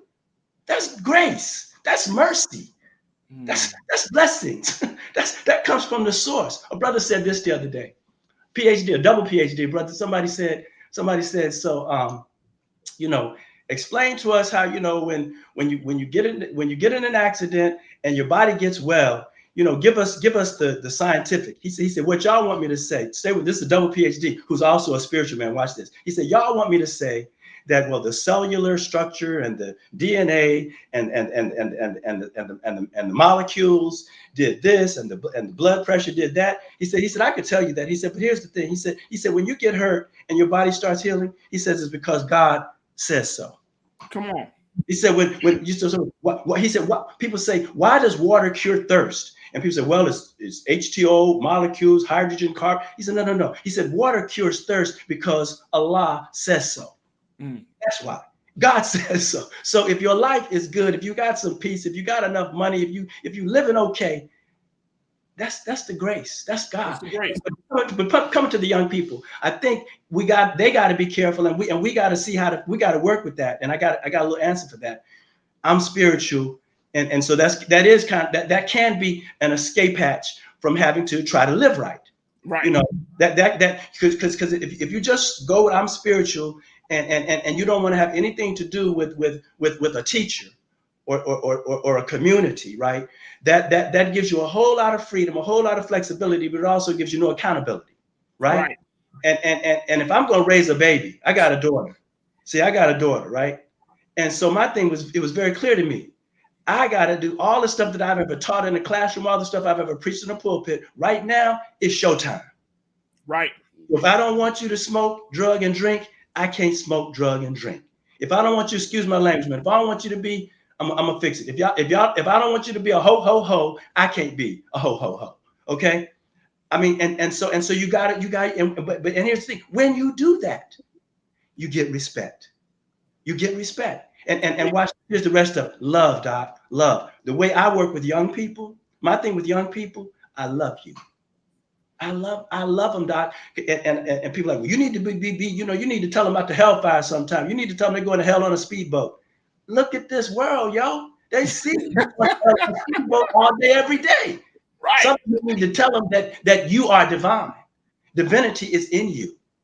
You are made in the image of source. You are made in the image of God. It is imprinted indelibly within your being. Now come on up to it, and I'll help you with it. I'll hug you. I'll affirm you. And I'll walk with you. And when you fall down, I'm gonna say, hey, come on. What can we do to get on track? It's real. It's corny, but it's real, man. And I don't have time to tell you stories, but I can tell you some stories about millionaire college people who were getting ready to go into all kinds of money. And I can tell you about anonymous people down on the block.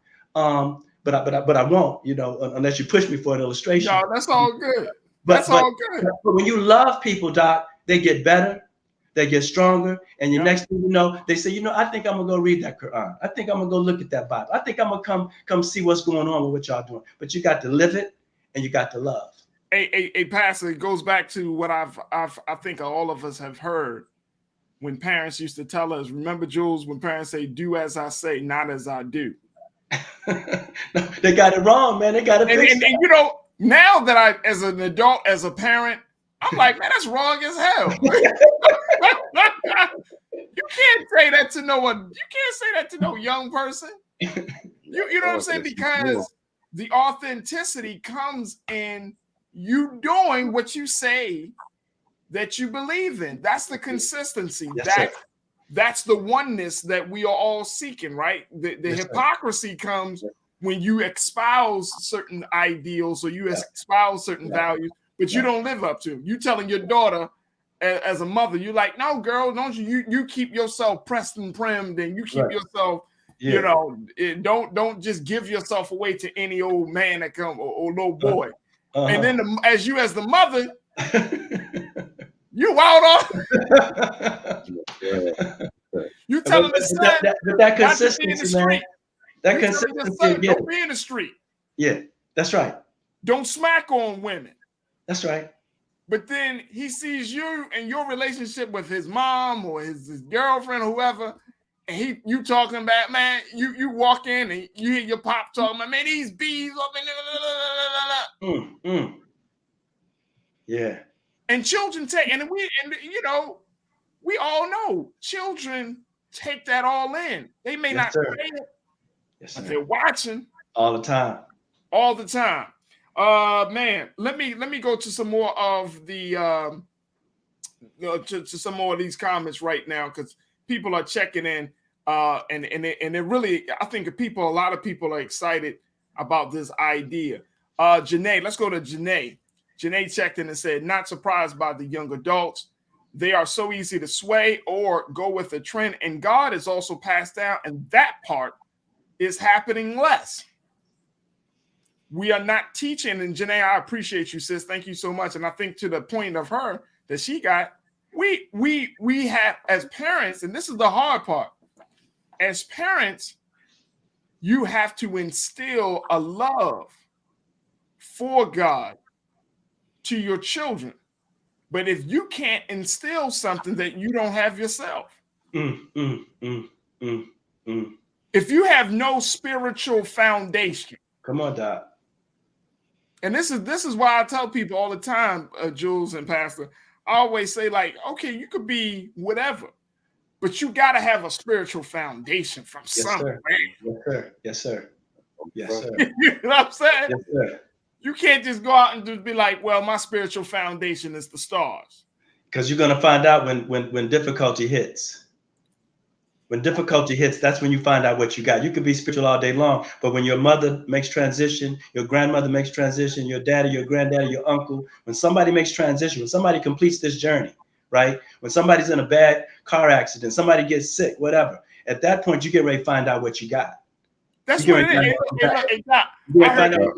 I heard a joke that, you know, there was an atheist on a plane next to the Christian.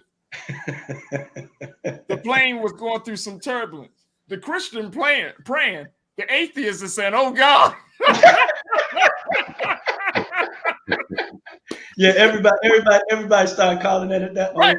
When you're in trouble, yeah. And this is the part about it. And Jules, jump in, bro. Like the natural response when we in deep water in our personal lives or outside circumstances, you ain't praying to yourself. No, sir. I mean, and that's where the organized systems, when they're authentic and when the leadership is authentic, they can be helpful. It's hard, man. It's hard because everybody's blinded. It's not just young people. So many people in the church, out of the church, in the mosque, out of the mosque. You name it, in the temple, out of the temple.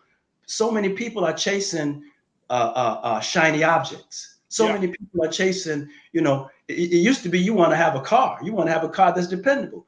Now, Alexis ain't even good enough no more. You're looking for a Bentley. And that's crazy. Yeah, that's crazy. That's not sustainable. And most of all, that's not even real. Absolutely.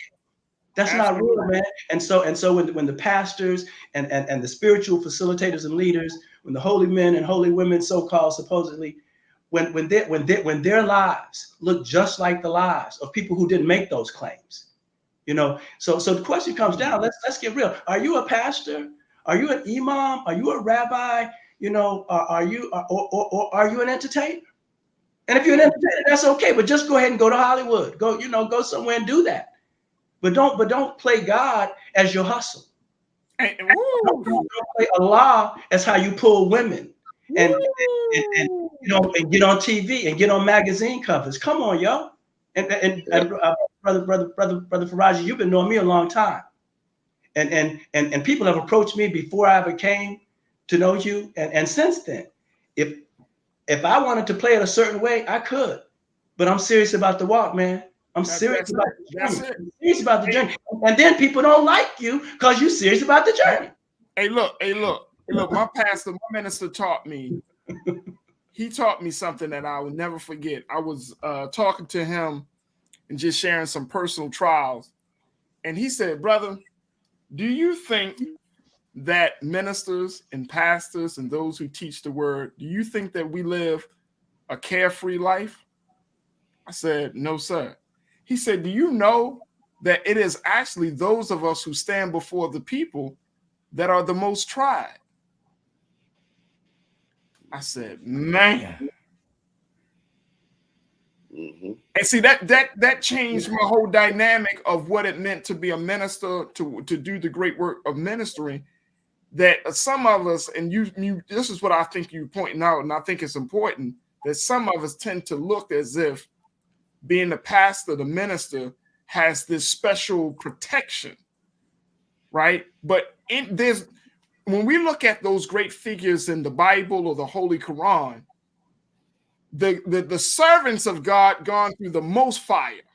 Cause Doc, Jesus women went through the most. Women through the most. money. I mean, when you're talking about these servants, Moses, Abraham, when you're talking about servants of God, they go through the most fire, yet they are the beloved of God. All right, man, y'all gonna have me preaching up here, man. You're doing it. Come on, man. I know you say Farajii, Muhammad. You don't want to say minister. It's all right. All right, let me just get a couple more in here. Let me hear from Damon Blissett. Damon, good to hear from you, brother. My man checking in from Kansas City. I think Damon traveling right now, he said. But he said he's a pastor. He started his live stream worship service during the pandemic. He said, what I hear when we say organized religion is Americanized religion. Mm. Woo! Mm. Woo! I agree with you. I agree with you on this one. Thank you, Damon, for checking in. Dizzle, good to hear from you, Dizzle. Dizzle said, not surprised people, especially younger people, are turning away from religion when you see politicians exploiting it for political gains, and the better voices of it aren't getting to some attention, the same attention. You're right. Yeah. You're right. And I think that is something, that's the culture of American politics. We want our... Let me ask y'all this question very quickly. Just really quickly. How are you going to say you want your president, your council person, your congressperson to be a spiritual person when we separate church from state in this country?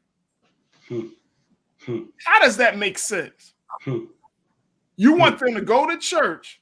You want them to be the spiritual person, but the very construct of our government says that we must separate church from state.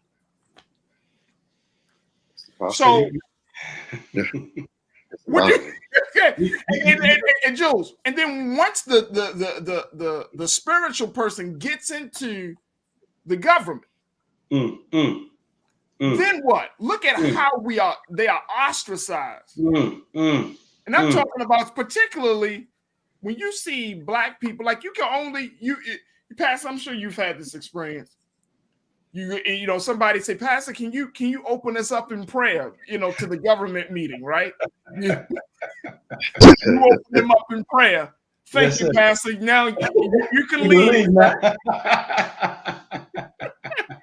We want God to be here on the front side, but when we're making the deals and having the really important conversation, we don't need no God around.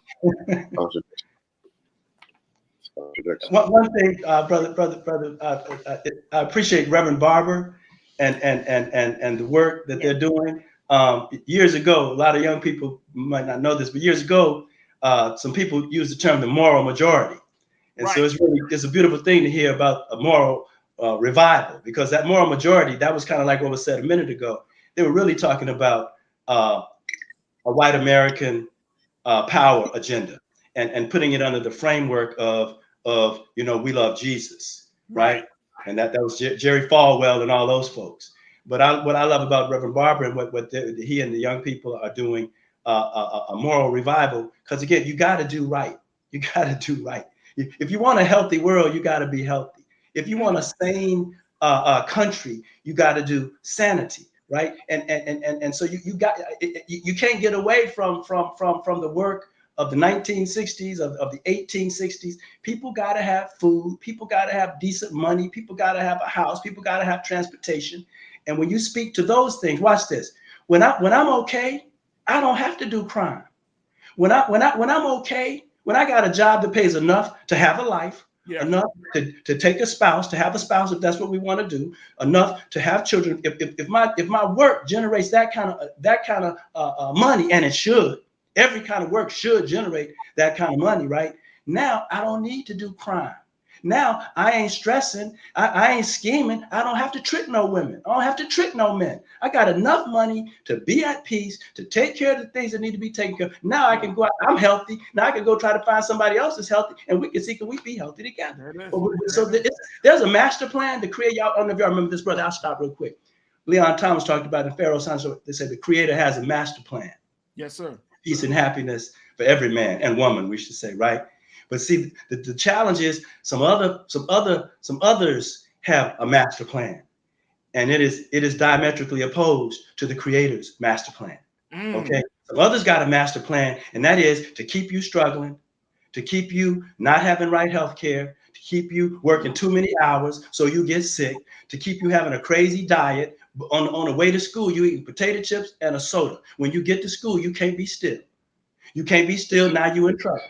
You can't concentrate. Now you're getting a bad grade. Now you're graduating with your D, you're going straight to the worst paying job. That's a master plan, but it ain't from the divine. That's a master plan, and they play it all the time.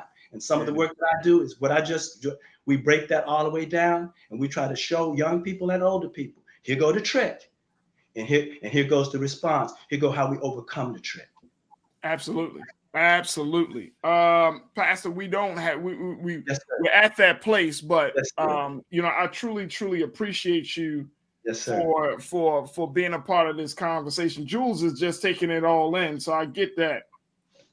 He's just taking it all in, but I truly appreciate that, because, and one of the folks that checked in on, they say, well, Farajii, if 81% of the people still believe in God, why are we having this conversation? Which I think is a valid discussion. 81 is a high number of folks. However, we're having a conversation because we're seeing people slipping away in a very short period of time. And especially among the next generation, there was a 10 percentage point drop among young people, liberal Democrats. So if that's happening in a short period of time, what will happen over the next 2 years, the next 5 years? We shouldn't get concerned when it's at a crisis point. We should be concerned now, because I don't think any one of us wants our children to grow up with no moral foundation, no sense of divine connection. You know what I'm saying? Like, it's so much at stake. And I think more importantly, we don't talk about our relationship with God in a very open space and in a very understanding way. Look, I'm a Muslim. It doesn't matter whether you Christian, Jewish, Zoroastrian, Hindu. It don't matter. That's right. It doesn't matter, because we in America right now, and the situations that are facing this country will make you question, is God real? You see what I'm saying? Like, and I know every one of us, all of you that are watching, you are asking all of these crises, is God really real? Is he present? Because I don't want to sound like I'm a disbeliever, but we're going through a lot right now. God is real, Doc. God is real. We teach something: history, culture, and spirituality. That's the thing. That's called the Rites of Passage, Shule Oasis Phoenix. History, culture, and spirituality. If you know how to teach those three things, you know how to synthesize those three things: history, authentic history, real, honest culture, and spirituality. And when I say spirituality, the work that I do, and you already know this, brother, I honor Islam, Hinduism, Buddhism, the Navajo, the Kumse, the Sioux, Buddhism. I honor all systems, right? Ancient Kemetic philosophy. You know, that's part of my work, right? I honor all the systems, right? And so it is good to have a system. This is back for the young people. It's good to lock down somewhere. Get in Islam. You know, get over here. Get in something for yourself. Read that book, make your prayers, ask the source, ask the divine to give you revelation, not only through the teacher, not only through the imam, not only through the pastor. Ask the source to give you revelation, because it will, to show you the way. Because you look up and you look up, you do that with all of your heart and with all of your mind, with all of your being and all your soul. You ask the Creator to show it to me and to enable me. You go for that the same way you go for that Gucci bag, the same way you go for all of other bags. You go to the source like that, and you'll see some things. Your life will change. It'll get better. And then when the imam falls off and the pastor falls off, when the whoever falls off, hey, they still human beings. They fell off. You stay. Kanye got this right. He said, people say, I don't want to have nothing to do with no church. I don't have nothing to do with all of that because the people ain't right. And Kanye said, he said, you trying to judge the Creator. I'm paraphrasing. I ain't got it just right. You judging the Creator based off of the people, off of human beings. If you're going for the Creator, go for the Creator. Don't sweat these human beings because they ain't got it all the way. Go for the Creator and get that thing with yourself, in yourself, you and God, and go ahead and do good in the world. There it is. Pastor Dr. Cecil Gray, pastor of the great Northwood Apple United Methodist Church. Pastor, thank you so much for your time and being with us today to have this very important conversation. Yes, sir. You're welcome, dear brother. Thank you. Folks, man, oh man, that was a great conversation. Jules, I appreciate you, brother. I appreciate you. I know you were just kind of soaking it up. You were a little student today, Jules. I got the chance to listen for 2 segments. That was dope. Listening to the Pearson brothers and then listening to pastors, like, you know, that gives me an opportunity. I tell everybody, you know, my goal every day is to learn something new and to teach, because there's no point in me learning it and keeping the information for myself. So I learn information every day and I'm passing on to either somebody at work, somebody more on the way to work, whether I'm going to the mall, the barbershop. That's how you live and progress life. There it is. There it is. And sometimes, you know, and I know we often, you know, some people say, well, we just talk about politics, but life is encompassed, is made up of so many different parts. And so we can't have a conversation about culture and just talk about culture of politics, culture of healthcare and education and all of those. If we don't have even a conversation about the culture of our faith, the culture of how we believe, right? The culture of the things that are quote unquote outside of our control.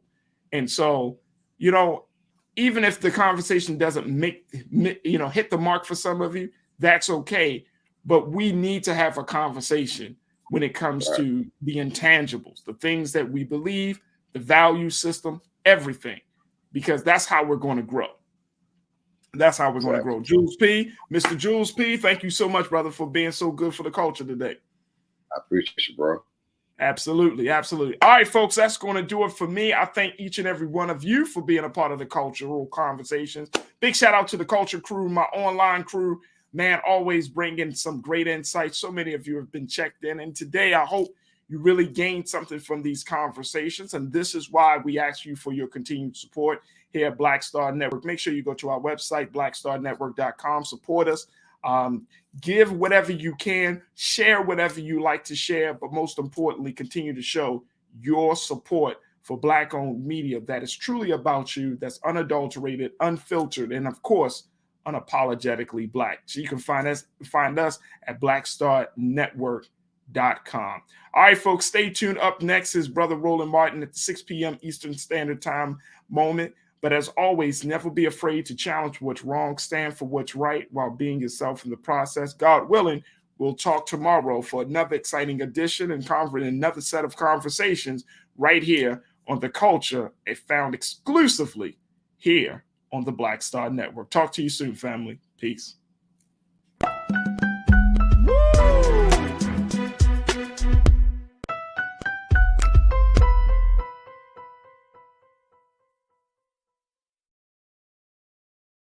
iPhone 13 on us for every customer. Current, new, everyone. To show the love. How about sushi? I just had sushi for lunch yesterday. How about tacos? Automatic emergency braking, one of 6 advanced safety features standard on every 2022 Chevy Equinox. Find new technology. Find new roads. Chevrolet.